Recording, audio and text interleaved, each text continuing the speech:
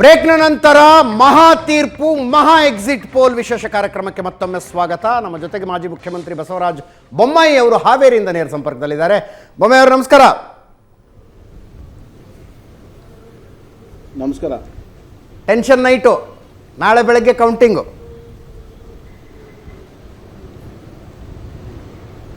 ಇದು 8ನೇ ಚುನಾವಣೆ ರೂಢಿಯಾಗಿದೆ. ಏನಾಗತ್ತೆ ಹಾವೇರಿ? ಅಲ್ಲ, ಹುಬ್ಳಿ ಸಿದ್ದಾರೂಢ ಮಠಕ್ಕೆಲ್ಲ ಹೋಗಿ ಬಂದರು. ಅದಕ್ಕೆ ಇವತ್ತು ಸಿದ್ದಾರೂಢ ಮಠಕ್ಕೆಲ್ಲ ಸಿದ್ದಾರೂಢ ಅಜ್ಜನ ದರ್ಶನ ತಗೊಂಬಂದ್ರಿ? ನಿನ್ನೆ ಹೋಗಿದ್ದೆ. ಯಾವಾಗಲೂ ಸಿದ್ದಾರೂಢನ ಆಶೀರ್ವಾದದೊಂದಿಗೆ ನಾವು ಕೆಲಸ ಪ್ರಾರಂಭ ಮಾಡೋದು. ಕೆಲಸ ಏನಾಗತ್ತೆ ಅನ್ಸುತ್ತೆ ಹಾವೇರಿ? ಭಾಳ ನಮ್ಮ ಹಾವೇರಿ ಭಾಳ ಕಂಫರ್ಟಬಲ್ ಮೆಜಾರಿಟಿಯಿಂದ ಗೆಲ್ಲುವಂಥ ಆತ್ಮವಿಶ್ವಾಸ ಇದೆ. ಎಲ್ಲ ಕ್ಷೇತ್ರಗಳಲ್ಲೂ ಕೂಡ ಲೀಡ್ ಆಗ್ತದೆ ಅನ್ನೋಂಥ ಒಂದು ವಿಶ್ವಾಸ ನಮ್ಮೆಲ್ಲ ಮುಖಂಡರು ಕಾರ್ಯಕರ್ತರು ಕೊಡ್ತಾ ಇದ್ದಾರೆ. ಒಂದು ಸುಮ್ಮನೆ ಲೀಡಿನ ಅಂದಾಜು ಹೇಳಬಹುದು ಅಂದರೆ? ನಾನು ಯಾವಾಗಲೂ ಅಂಕಿ ಸಂಖ್ಯೆ ಗೊಂದಲಲ್ಲಿ ಹೋಗಲ್ಲ. ಖಂಡಿತವಾಗೂ it will be a very good margin. ಕೆಲವು ವಿಶ್ಲೇಷಣೆಗಳಲ್ಲಿ ಭಾಳ ಜಿದ್ದಾಜಿದ್ದಿ ಫೈಟ್ ಅನ್ನುವಂಥದ್ದೆಲ್ಲ ಇದ್ದರೂ ಕೂಡ ultimately I know that it will be very comfortable majority. ಈಗ ಆಲ್ ಓವರ್ ದ ಸ್ಟೇಟ್ ಬರೋದಾದರೆ ಬಸವರಾಜ ಬೊಮ್ಮಾಯಿ ಅವರೇ, ಪಕ್ಕಕ್ಕೆ ಕರೆದು ಕೇಳಿದ್ರೆ ಬಿ ಜೆ ಪಿ ಮುಖಂಡರು ಹೇಳ್ತಾರೆ ಒಂದು 17-18 ಬರ್ತಾವೆ ನಮ್ಮವು ಅಂತ. ಕಾಂಗ್ರೆಸ್ನವ್ರು ಒಂದು 8-10 ನಮ್ಮದು ಬರ್ತವೆ ಅಂತ ಹೇಳ್ತಾರೆ. ಈ ಕ್ಯಾಮ್ರಾದ ಮುಂದೆ ಹೇಳೋದು ಬೇರೆ, 28ಕ್ಕೆ 28 ನಾವೇ ಅನ್ನೋದು ಬೇರೆ, ನಾವು ಟಾರ್ಗೆಟ್ 20 ಅನ್ನೋದು ಬೇರೆ. ಬಟ್ ಆಫ್ ದಿ ರೆಕಾರ್ಡ್ ಕೇಳಿದಾಗ 17-18 ಅಂತ ಬಿ ಜೆ ಪಿಯವ್ರು ಹೇಳ್ತಾರೆ, 8ರಿಂದ 10 ಅಂತ ಕಾಂಗ್ರೆಸ್ನವ್ರು ಹೇಳ್ತಾರೆ. But exit pole B J ಪಿಗೆ ನಿರೀಕ್ಷೆ ಮೀರಿದ ಸಂಖ್ಯೆಗಳನ್ನು ತೋರಿಸ್ತಾ ಇದೆ ಅಂತ ಅನ್ನಿಸ್ತಾ ಇಲ್ವಾ? ಅದು ನೋಡಿ, ಕೆಲವೆಲ್ಲ ಕಾಂಗ್ರೆಸ್ನವರು ಮಾರ್ಜಿನ್ನಲ್ಲಿ ನಾವು ಗೆಲ್ಲಬಹುದು ಅಂತ ಏನು ಅಂದ್ಕೊಂಡಿದ್ರು. ಎಸ್ಪೆಷಲಿ ಕಲ್ಯಾಣ ಕರ್ನಾಟಕ ಭಾಗದಲ್ಲಿ ಅಲ್ಲಿ ಬಿ ಜೆ ಪಿ ಗೆಲ್ತಾ ಇದೆ. ಹೀಗಾಗಿ ಕಾಂಗ್ರೆಸ್ಸಿನ ನಿರೀಕ್ಷೆ ನಂಬರ್ಗೆ ಹೊಡೆತ ಬೀಳ್ತಾ ಇದೆ. ಇವತ್ತು ಅವೆಲ್ಲವೂ ಕೂಡ ಮಾರ್ಜಿನಲ್ ಇದು ಮೆಜಾರಿಟಿ ಎಲ್ಲ ನಮ್ಮ ಪರವಾಗಿ ಇವತ್ತು ಒಂದು ವಿಜಯವಾಗಿ ಕನ್ವರ್ಟ್ ಆಗ್ತಾ ಇದ್ದಾವೆ. ಹೀಗಾಗಿ ಅವರೇನು ನಿರೀಕ್ಷೆ ಮಾಡಿದರು ಕಲ್ಯಾಣ ಕರ್ನಾಟಕದಲ್ಲಿ ದೊಡ್ಡ ಪ್ರಮಾಣದಲ್ಲಿ ಅವ್ರಿಗೆ ಆಗ್ತಿದೆ ಅನ್ನೋಂಥದ್ದು ಅಲ್ಲಿ ಅವ್ರಿಗೆ ಪೆಟ್ಟು ಬೀಳ್ತಾ ಇದೆ. ಈ ಕಲ್ಯಾಣ ಕರ್ನಾಟಕ ಮತ್ತು ಮಧ್ಯ ಕರ್ನಾಟಕ ತಮ್ಮ ಕ್ಷೇತ್ರವೂ ಸೇರಿದಂತೆ ಗ್ಯಾರಂಟಿ ಇಫೆಕ್ಟು, ಗ್ಯಾರಂಟಿ ಇಂಪ್ಯಾಕ್ಟ್ ಅತಿ ಹೆಚ್ಚು ಆಗಲಿರುವ ಕ್ಷೇತ್ರಗಳು ಅಂತ ನಮ್ದು ಅಂದಾಜು. ಆ ಗ್ಯಾರಂಟಿ ಇಂಪ್ಯಾಕ್ಟನ್ನೇನಾದರೂ ಈ ಪೋಲ್ಗಳು, ಎಕ್ಸಿಟ್ ಪೋಲ್ಗಳ ಆ ಪಲ್ಸ್ ಹಿಡಿಯೋದ್ರಲ್ಲಿ ವಿಫಲವಾದವಾ ಅಂತ, ಆಗಿದಾವ ಅಂತ ಅನ್ಸುತ್ತೆ? ಇಲ್ಲ ನೋಡಿ, ಗ್ಯಾರಂಟಿಗಳಿಗೂ ಕೂಡ ಒಂದು ವಾರಂಟಿ ಇದೆ, ಲೈಫ್ ವಾರಂಟಿ ಇದೆ. ಓಕೆ, ಉದಾಹರಣೆಗೆ ಕಾಂಗ್ರೆಸ್ಸು ರಾಜಸ್ಥಾನ ಮತ್ತು ಛತ್ತೀಸ್ಗಢನಲ್ಲಿ ಛತ್ತೀಸ್ಗಢನಲ್ಲಿ 3-4 ವರ್ಷ ಹಲವಾರು ಗ್ಯಾರಂಟಿಗಳನ್ನು ಕೊಟ್ಟಿದ್ರು. ಏನು ವಿದ್ಯುತ್ ಶಕ್ತಿ ರಿಯಾಯಿತಿ ಮತ್ತು ಹೆಣ್ಣು ಮಕ್ಕಳಿಗೆ ಎಲ್ಲವನ್ನು ಕೂಡ ಕೊಟ್ಟಿದ್ರು. ಆದರೂ ಮೇಲೆ ಎವ್ರಿ ಡೇ ಅಡ್ವರ್ಟೈಸ್ಮೆಂಟ್ ನೋಡ್ತಾ ಇದ್ವಿ ನಾವು. ಕರ್ನಾಟಕದಲ್ಲಿ ರಾಜಸ್ಥಾನ ಅಡ್ವರ್ಟೈಸ್ಮೆಂಟ್ ನೋಡಿದ್ದೇವೆ, ಛತ್ತೀಸ್ಗಢ ಅಡ್ವರ್ಟೈಸ್ಮೆಂಟ್ ನೋಡಿದ್ದೇವೆ. ಆದರೆ ಎರಡು ಕಡೆ ಅವ್ರಿಗೆ ವಿಧಾನಸಭೆ ಚುನಾವಣೆಯಲ್ಲಿ, ಮೊನ್ನೆ ನಡೆದಂಥ ವಿಧಾನಸಭೆ ಚುನಾವಣೆಯಲ್ಲಿ ಅವ್ರಿಗೆ ಸೋಲಾಗಿದೆ. ಸೊ ಗ್ಯಾರಂಟಿ ಎಲ್ಲ ಸಂದರ್ಭದಲ್ಲೂ ಕೈ ಹಿಡಿತಿದೆ ಅಂತಿಲ್ಲ. ಮತ್ತು ಎರಡನೇದಾಗಿ ಇವ್ರೇನು ಗ್ಯಾರಂಟಿ ಕೊಟ್ಟಾರೆ ಇದೇನು ಹೊಸದಾಗಿಲ್ಲ. ಈಗ ನಾವು ಸಂಧ್ಯಾ ಸುರಕ್ಷಾ ಕೊಡ್ತಾ ಇದ್ವಿ, ಫಿಸಿಕಲ್ ಹ್ಯಾಂಡಿಕ್ಯಾಪ್ ಕೊಡ್ತಾ ಇದ್ವಿ, ನಾವು ವಿಧವೆ ಸ್ತ್ರೀಯರಿಗೆ ಕೊಡ್ತಾ ಇದ್ವಿ, ಅಂಗವಿಕಲರಿಗೆ ಕೊಡ್ತಾ ಇದ್ವಿ. ಇವೆಲ್ಲ ಮೊದಲಿಂದನೂ ಕೊಟ್ಕೊಂಡು ಬಂದಿರುವಂಥದ್ದು. ಆದರೆ ಯಾವ ಪಕ್ಷ ಕೊಟ್ಟಿದೆ ಅವ್ರಿಗೆ ನಿರಂತರವಾಗಿ ಓಟ್ ಹಾಕಿಲ್ಲ. ಉದಾಹರಣೆಗೆ ನಾವು 2008ರಲ್ಲಿ ಎಲ್ಲ ರೈತರಿಗೆ 10 HP ವರೆಗೂ ನಾವು ಇವತ್ತು ಪುಕ್ಕಟೆ ವಿದ್ಯುತ್ ಶಕ್ತಿ ಕೊಟ್ಟಿದ್ದೇವೆ. ಅದಾದಮೇಲೆ ಗೆದ್ದಿದ್ದೇವೆ, ಸೋತಿದ್ದೇವೆ. ಹೀಗಾಗಿ ಗ್ಯಾರಂಟಿ ಎಲ್ಲ ಸಂದರ್ಭದಲ್ಲೂ ಕೈ ಹಿಡಿತಿದೆ ಅಂತಿಲ್ಲ. ಒಂದು. ಎರಡನೇದು, ಈ ದೇಶದ ಚುನಾವಣೆ. ಈ ನಮ್ಮ ಕರ್ನಾಟಕದ ಜನ ರಾಜ್ಯ ಮತ್ತು ದೇಶದ ಚುನಾವಣೆ ವ್ಯತ್ಯಾಸ ಭಾಳ ಎಲ್ಲರಿಗಿಂತ ಭಾಳ ಚೆನ್ನಾಗಿ ಗೊತ್ತಿದೆ ಅವ್ರಿಗೆ. ಹೀಗಾಗಿ ಈ ದೇಶದ ಚುನಾವಣೆಯಲ್ಲಿ ಮತ್ತೆ ಪ್ರಧಾನಮಂತ್ರಿ ನರೇಂದ್ರ ಮೋದಿ ಅವರು ಆಗ್ತಾರೆ.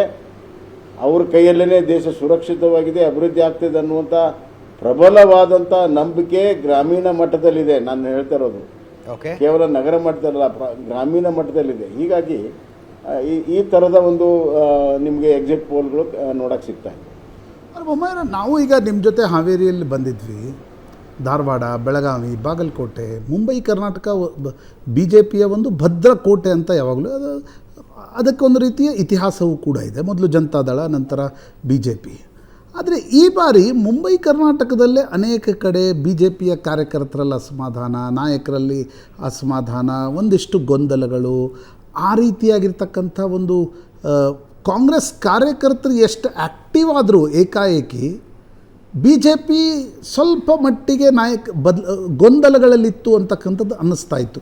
ಆದರೆ ಎಕ್ಸಿಟ್ ಪೋಲ್ಸ್ಗಳು ಅದನ್ನು ತೋರಿಸ್ತಾ ಇಲ್ಲ. ಎಕ್ಸಿಟ್ ಪೋಲ್ಸ್ ಹೇಳ್ತಾ ಇವೆ ಇಲ್ಲ B J P is going to sweep Karnataka ಅಂತಕ್ಕಂಥದ್ದು.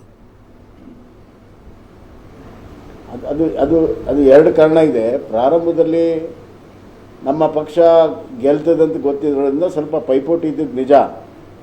ಕೆಲವು ಕ್ಷೇತ್ರಗಳಲ್ಲಿ ಪೈಪೋಟಿ ಇದ್ದಿದ್ದು ನಿಜ. ಆ ಪೈಪೋಟಿ ಸ್ವಲ್ಪ ಮಟ್ಟಿಗೆ ಪ್ರಾರಂಭದಲ್ಲಿ ಒಂದು ಗೊಂದಲ ಸೃಷ್ಟಿ ಮಾಡಿತ್ತು. ಆದರೆ ಒಂದು ಸತಿ ಕ್ಯಾಂಡಿಡೇಟ್ ಕೊಟ್ಟು ಆದಮೇಲೆ ಎಲ್ಲರೂ ಕೂಡ ಪಕ್ಷಕ್ಕೆ ನಿಷ್ಠೆಯಿಂದ ಕೆಲಸ ಮಾಡಿದ್ದಾರೆ. ಅದೇ ಕಾಂಗ್ರೆಸ್ ಪ್ರಾರಂಭದಲ್ಲಿರುವಂಥ ಒಂದು ಹುಮ್ಮಸ್ಸು ಬರಬರ್ತಾ ಕಮ್ಮಿ ಆಯಿತು. ಎಕ್ಸಾಕ್ಟ್ಲಿ ಅಪೋಸಿಟ್ ಆಯಿತು. ಮತ್ತು ಎರಡನೇದಾಗಿ ಈ ಬಾರಿ ಮತದಾರರೇ ಇವತ್ತು ತೀರ್ಮಾನ ಮಾಡಿದ್ದಾರೆ. ನನ್ನ ರಾಜಕೀಯ ಅನುಭವದಲ್ಲಿ ಬೆಳಗ್ಗೆ 6:00 ಬಂದು ಲೈನ್ ಹಚ್ಚಿ ವೋಟ್ ಹಾಕುವಂಥ ಒಂದು ವಿಚಾರವನ್ನು ನಾನು ನೋಡಿರಲೇ ಇಲ್ಲ. ಆದರೆ ಈ ಬಾರಿ ದೊಡ್ಡ ಸಂಖ್ಯೆಯಲ್ಲಿ, ಅದು ಬಿಸಿಲಿಗಿರ್ಬೋದು ಅಥವಾ ಇನ್ನೊಂದಕ್ಕಿರ್ಬೋದು, ಬೆಳಗ್ಗೆ 9:30 ಗಂಟೆ ಒಳಗೆ 30% ವೋಟಿಂಗ್ ಆಗಿ ಹೋಗಿತ್ತು.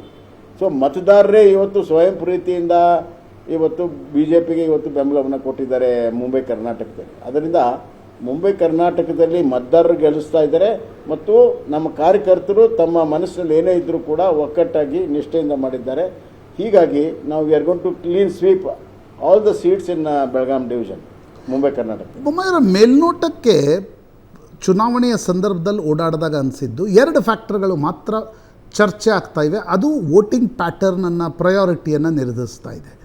ಬಿ ಜೆ ಪಿಯತ್ತ ಒಲವಿರ್ತಕ್ಕಂಥ ಮತದಾರ ಅಭ್ಯರ್ಥಿಗಿಂತ ಜಾಸ್ತಿ ಮೋದಿ, ನನಗನ್ಸುತ್ತೆ 80-20, 80% ಮೋದಿ, 20% ಅಭ್ಯರ್ಥಿಗಳು ಅನ್ನುವ ಮಟ್ಟಕ್ಕೆ ಬಿ ಜೆ ಪಿಯ ಮತದಾರ ಮಾತನಾಡ್ತಾ ಇದ್ದ. ಇನ್ನೊಂದು ಕಡೆ ಮಹಿಳಾ ಅದೃಶ್ಯ ಮತದಾರರು, ಈಗ ಅವರು ಇದ್ದಾರೋ ಇಲ್ವೋ ಅಂತಕ್ಕಂಥದ್ದು ನಾಳೆ ಎಲ್ರಿಗೂ ಮಧ್ಯಾಹ್ನ ಗೊತ್ತಾಗತ್ತೆ. ಆದರೆ ಕಾಂಗ್ರೆಸ್ ಕ್ಲೇಮ್ ಮಾಡ್ತಾ ಇತ್ತು, ಅನೇಕ ವಿಶ್ಲೇಷಣೆಕಾರರು ಹೇಳ್ತಾ ಇದ್ರು, ಮಹಿಳಾ ಮತದಾರರಲ್ಲಿ ಸ್ವಲ್ಪ ಮಟ್ಟಿಗಿನ ಹಲ್ಚಲ್ ಕಾಣ್ತಾ ಇದೆ. ಅವರು ಮೋದಿಯನ್ನು ಹೇಗೆ ಉತ್ತರ ಭಾರತದಲ್ಲಿ ಮೋದಿ ಪರವಾಗಿ ವೋಟ್ ಮಾಡ್ತಾರೋ ಹಾಗೆ ಕರ್ನಾಟಕದಲ್ಲಿ ಸಿದ್ದರಾಮಯ್ಯ ಪರವಾಗಿ ವೋಟ್ ಮಾಡ್ತಕ್ಕಂಥ ಸಾಧ್ಯತೆಗಳು ಲೋಕಸಭಾ ಚುನಾವಣೆಯಲ್ಲೂ ಇವೆ ಅಂತಕ್ಕಂಥದ್ದು. ನೀವು ಇದನ್ನು ಹೇಗೆ ನೋಡ್ತೀರಿ? ಇಲ್ಲ, ಖಂಡಿತವಾಗೂ ಇಲ್ಲ. ನಾನು ಭಾಳ ತೆಳಮಟ್ಟಕ್ಕೆ ಹೋಗಿ ಚುನಾವಣೆಯನ್ನು ಮಾಡಿದ್ದೇನೆ. ಈ ಮಹಿಳಾ ಮತದಾರರು ಕೂಡ ಯಾವ ರೀತಿ ಪುರುಷ ಮತದಾರರು ಅವ್ರದ್ದೇ ಆದಂಥ ಪ್ರಯಾರಿಟಿ ಇದೆ, ಸೋಷಲ್ ಕನ್ಸಿಡ್ರೇಷನ್ ಇದೆ, ಸಾಮಾಜಿಕವಾಗಿ ಕನ್ಸಿಡ್ರೇಷನ್ ಇದೆ. ಆಮೇಲೆ ಇವತ್ತು ಅಲ್ಟಿಮೇಟ್ಲಿ ಇವರು ಏನು ಗ್ಯಾರಂಟಿಗಳು ಕೊಡ್ತಾರೆ ಸಮರ್ಪಕವಾಗಿ ಮುಟ್ಟಿಲ್ಲ, ಕೆಲವ್ರಿಗೆ ಇನ್ನೂ ಬಂದೇ ಇಲ್ಲ. ಈ ಎಲ್ಲ ಹಲವಾರು ಕಾರಣಗಳು ಒಂದು ಗೊಂದಲ ಸೃಷ್ಟಿಯಾಗಿದೆ. ಸರ್ಕಾರ ಮಟ್ಟದಲ್ಲಿ ಅಡ್ವರ್ಟೈಸ್ಮೆಂಟಲ್ಲಿ ಎಷ್ಟೇ ನೀವು ಚೆನ್ನಾಗಿ ಬಿಂಬಿಸಿದ್ರು ಕೂಡ ತೆಳಮಟ್ಟದಲ್ಲಿ ಭಾಳಷ್ಟು ಸಮಸ್ಯೆಗಳಿದೆ. ಅದು ಒಂದು ಭಾಗ. ಎರಡನೇದಾಗಿ ನಾನು ಆಗಲೇ ಹೇಳಿದಂತೆ ಇವತ್ತು ಮಹಿಳೆಯರು ಕೂಡ ಜಾಗೃತಿ ಆಗಿದ್ದಾರೆ. ಇದು ದೇಶದ ಚುನಾವಣೆ. ಒಬ್ಬ ಮಹಿಳೆ ಹೇಳಿದ್ಲು, ನಾವು ಅವ್ರಿಗೆ ವೋಟ್ ಹಾಕಿದ್ವಿ, ಗ್ಯಾರಂಟಿ ಕೊಟ್ಟರು, ಅಲ್ಲಿಗೆ ಮುಗಿತಪ್ಪ, ಈಗ ನಾವು ಮೋದಿಗೆ ವೋಟ್ ಹಾಕ್ತೇವೆ, ಇದು ದೇಶದ ಚುನಾವಣೆ ಅಂತ ಹಳ್ಳಿಯ ಒಬ್ಬ ಹೆಣ್ಣುಮಗಳು ಹೇಳ್ತಾಳೆ. ಸೊ ಹೀಗಾಗಿ ಆ ಡಿಸ್ಟಿಂಕ್ಷನ್ ಏನು ಮಾಡೋದಿದೆ ಅದು ಇವತ್ತು ತೆಳಮಟ್ಟಕ್ಕೂ ಕೂಡ ಹೋಗಿದೆ, ಹೆಣ್ಣುಮಕ್ಕಳಲ್ಲೂ ಕೂಡ ಹೋಗಿದೆ. ಆದ್ದರಿಂದ ಬ್ಲ್ಯಾಂಕೆಟ್ಟಾಗಿ ಎಲ್ಲ ಹೆಣ್ಣು ಮಕ್ಕಳು ಕಾಂಗ್ರೆಸ್ ಪರವಾಗಿದ್ದಾರೆ ಅನ್ನುವಂಥದ್ದು ಈ ಚುನಾವಣೆಯಲ್ಲಿ ಸ್ಪಷ್ಟವಾಗಿ ಇಲ್ಲ ಅನ್ನುವಂಥದ್ದು ಭಾಳ ಸ್ಪಷ್ಟವಾಗಿ ಕಾಣ್ತಾ ಇದೆ. ಬೊಮ್ಮಾಯಿಯವರೇ, JDS BJP ಮೈತ್ರಿ ಪ್ರೋಬ್ ಮಾಡಿ. ಎಸ್ ಪ್ಲೀಸ್ ಹೇಳಿ.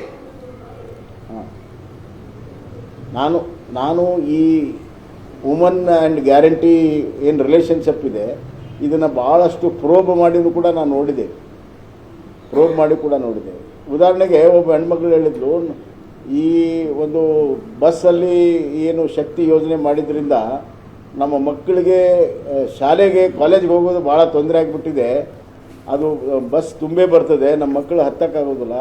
ಆದ್ದರಿಂದ ನಾನು ಇವತ್ತು ನಮ್ಮ ತಾಲೂಕಾ ಪ್ಲೇಸ್ನಲ್ಲಿ ಹಾಸ್ಟೆಲಲ್ಲಿಟ್ಟು ಮಕ್ಕಳನ್ನ ಕಳಿಸುವಂಥ ಪರಿಸ್ಥಿತಿ ಬಂದಿದೆ, ನಮಗೆ ನಮ್ಮ ಆರ್ಥಿಕ ಹೊರೆ ಹೆಚ್ಚಾಗಿದೆ ಅನ್ನುವಂಥ ಮಾತನ್ನು ಹಲವಾರು ಬೇರೆ ಬೇರೆ ರೀತಿಯ ಅನುಭವಗಳನ್ನು ನಮ್ಮ ಹತ್ರ ಹಂಚ್ಕೊಂಡಿದ್ದಾರೆ. BJP JDS ಮೈತ್ರಿ ಬೊಮ್ಮಾಯಿ ಅವರೇ ರಾಜ್ಯದ ಮುಖಂಡರನ್ನು ವಿಶ್ವಾಸಕ್ಕೆ ತೆಗೆದುಕೊಳ್ಳದೆ ಕೇಂದ್ರ BJP ಮುಖಂಡರು ಏಕಪಕ್ಷೀಯವಾಗಿ ಮಾಡಿಕೊಂಡಂಥ ಮೈತ್ರಿಯಾಗಿತ್ತು.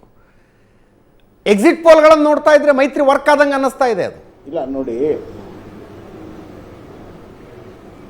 ಇಲ್ಲ ಅದು ನೋಡಿ, ಕಳೆದ ವಿಧಾನಸಭೆಯಲ್ಲಿ ನಡೆದಂಥ ವೋಟಿಂಗ್ ಪ್ಯಾಟರ್ನ್ ಅನುಭವದ ಮೇಲೆ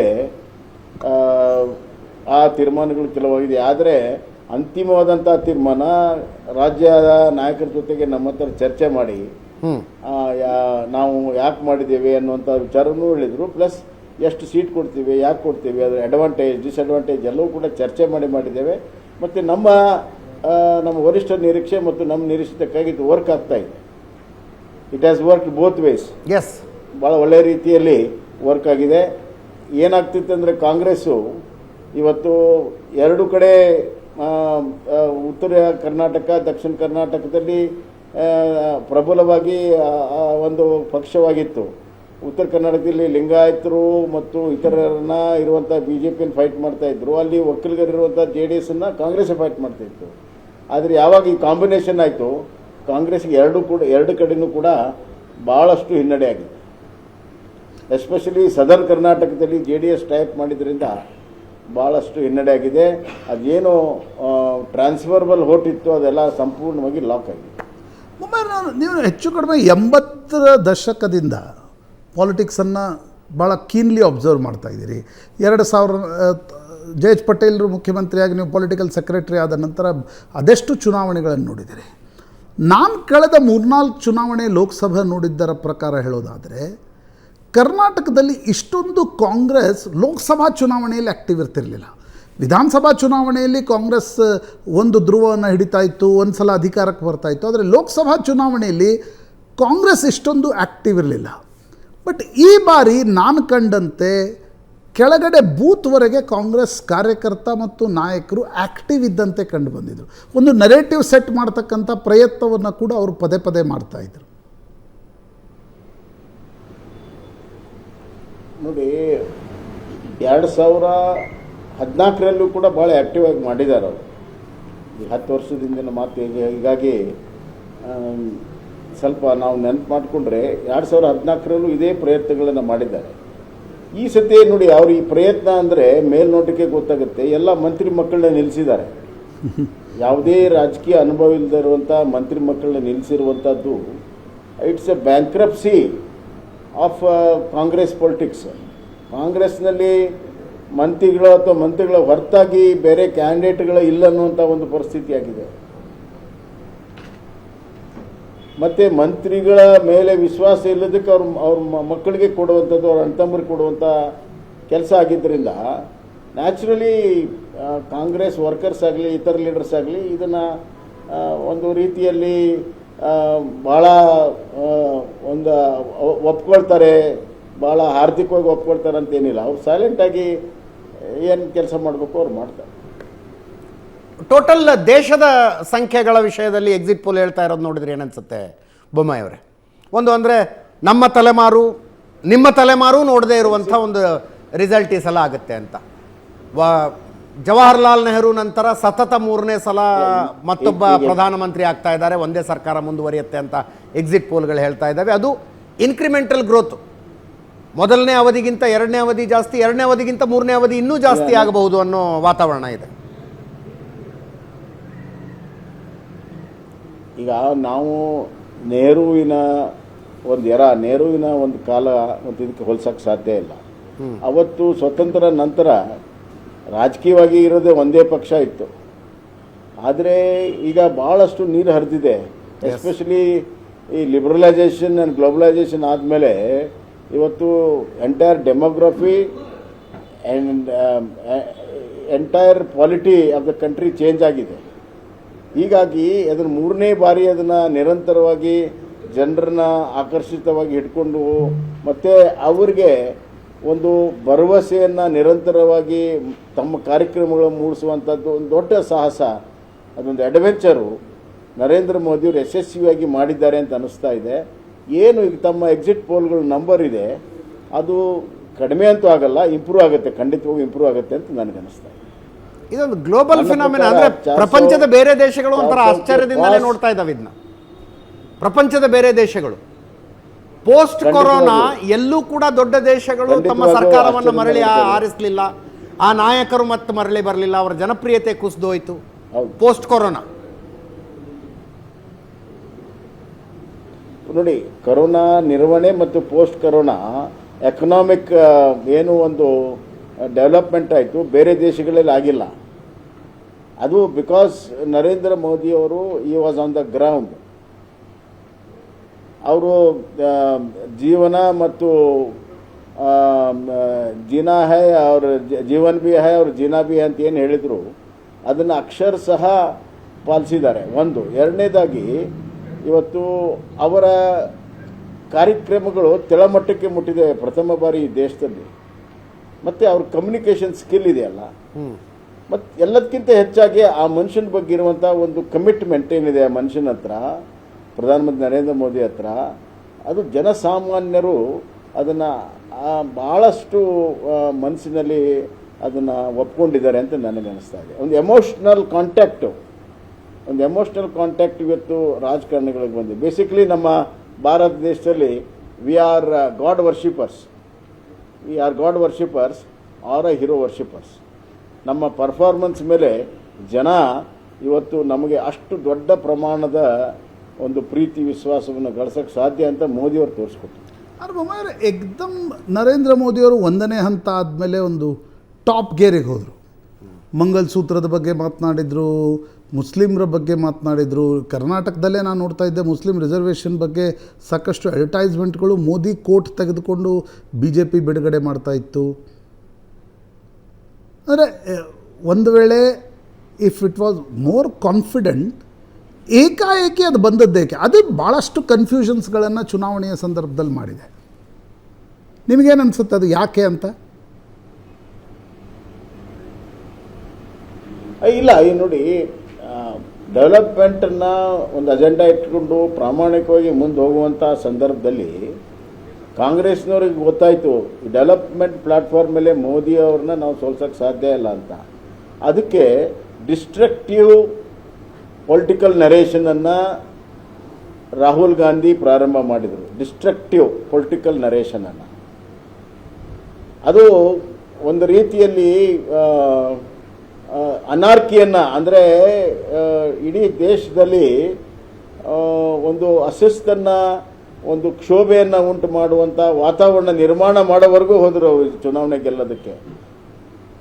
ಅದು ಮುಸ್ಲಿಂ ರಿಸರ್ವೇಷನ್ ಇರ್ಬೋದು, ಅಥವಾ ಬ್ಯಾಕ್ವರ್ಡ್ ಕ್ಲಾಸ್ ನಾವು ಮತ್ತೆ ಮರು ಪರಿಶೀಲನೆ ಮಾಡ್ತೇವೆ ಅನ್ನುವಂಥದ್ದು ಇರ್ಬೋದು, ಅಥವಾ ಆಸ್ತಿಗಳ ಮರು ಹಂಚಿಕೆ ಅಂತ ಇರ್ಬೋದು.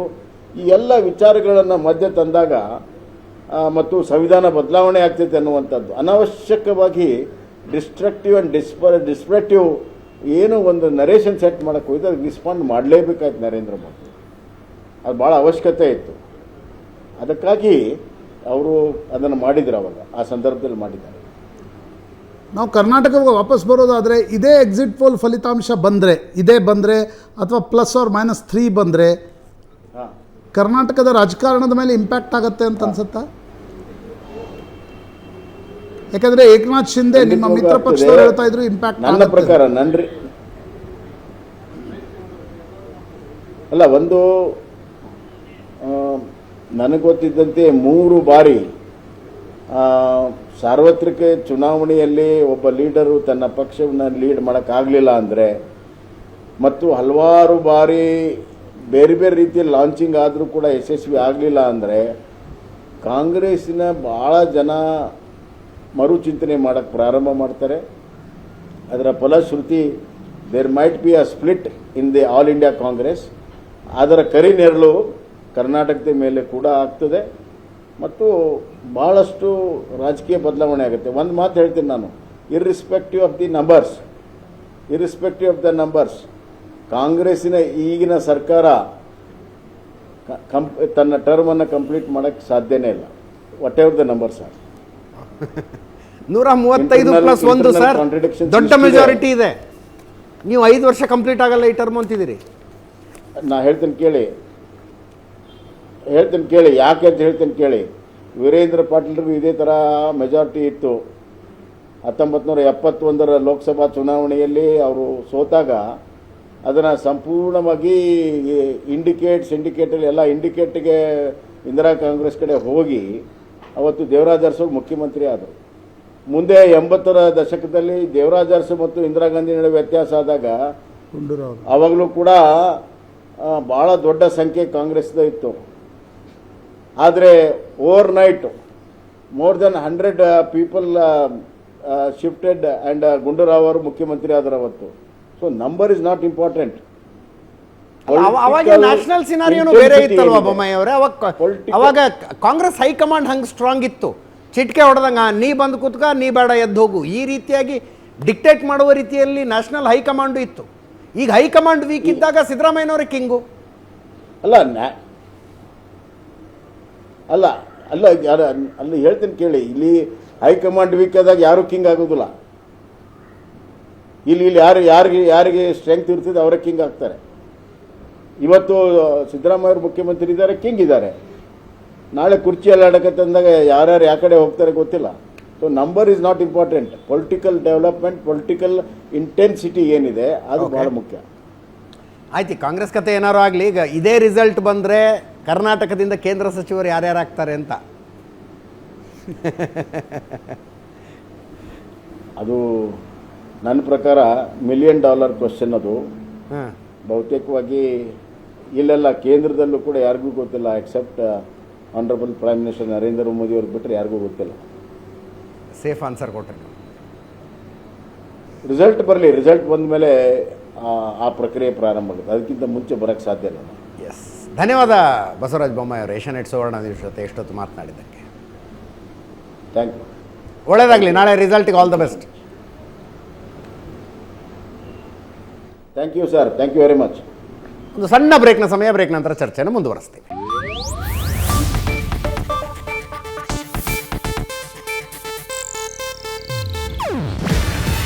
ಇದು ಏಷ್ಯಾನೆಟ್ ನ್ಯೂಸ್ ನೆಟ್ವರ್ಕ್ ಪ್ರಸ್ತುತಿ. ನೀವು ನೋಡ್ತಿದ್ದೀರಾ ಏಷ್ಯಾನೆಟ್ ಸುವರ್ಣ ನ್ಯೂಸ್.